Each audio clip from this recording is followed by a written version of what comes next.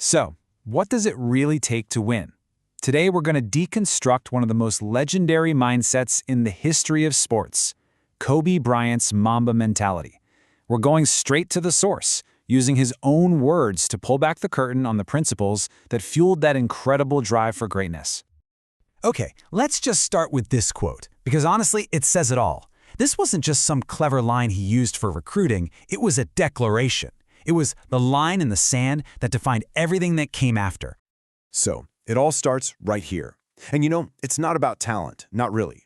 It's about a choice, a conscious, deliberate decision to go after nothing less than first place. Once you make that one choice, it literally reorients your entire world and changes how you see, well, everything. And once you've locked in that one goal, your whole perspective just shifts. See, Kobe explained it like this. The entire world transforms into a library.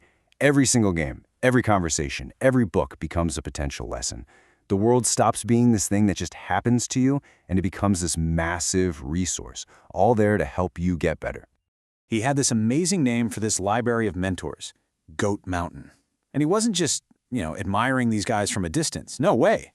He was actively calling them, studying their film, deconstructing their obsessiveness. He was basically reverse engineering greatness, right? Building his own game on the foundation of the giants who came before him. Okay, so he's learning from the best. But here's the kicker. That same obsessive focus wasn't just pointed outwards. He turned that exact same super intense lens right back on himself, doing this like brutally honest self-assessment of his own limits. And this is so key. He didn't see these things as weaknesses he needed to fix. To him, they were just variables in an equation. They were facts that dictated his strategy. His vertical's not the highest? Okay, that just means he's got to rely on skill more. Hands aren't massive? Fine, master the angles. Not the fastest guy on the court? Then he had to be the smartest. See? He wasn't fighting his limitations, he was building his weapons around them. So the physical stuff, that's just one piece of the puzzle.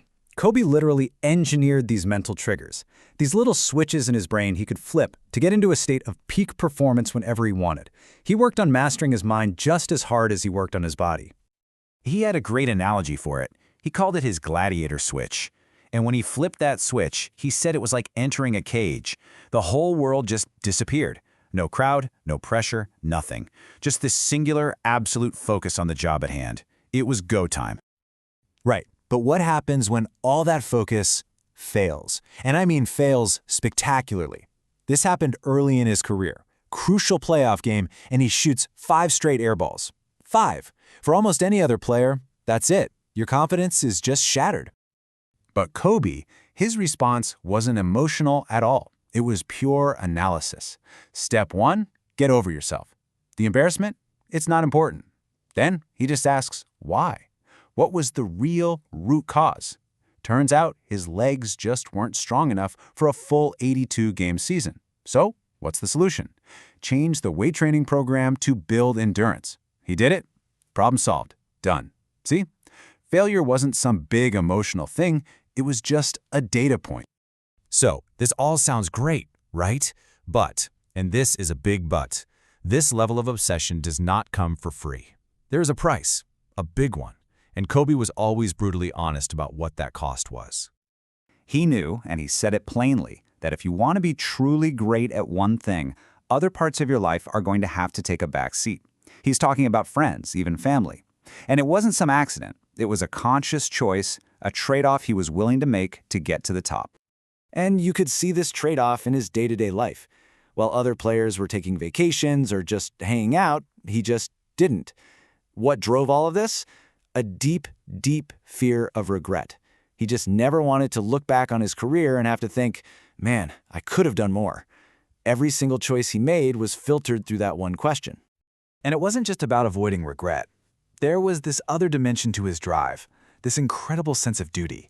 He felt a responsibility to every single fan who spent their hard-earned money to come watch him play. So a sore back? Not an excuse. An injury? Not an excuse. Performing wasn't a choice. It was his job. And here's what's so important to understand. The Mamba mentality was never just about basketball. Not at all. It was a framework for everything. When he retired, he took those exact same principles and applied them to his new world of business and storytelling. So when he started investing in building his company, his whole strategy was actually pretty simple. He was looking for people who had the same mentality. He knew that ideas are a dime a dozen, but that relentless drive to make something happen, that's rare. He wasn't investing in business plans, he was investing in obsessives. And he actually broke this down into a repeatable strategy. First, did he really understand the business? Could he actually help them? What were the barriers to entry? But that last one, that was the deal breaker. Are the entrepreneurs obsessives? For Kobe, that was everything.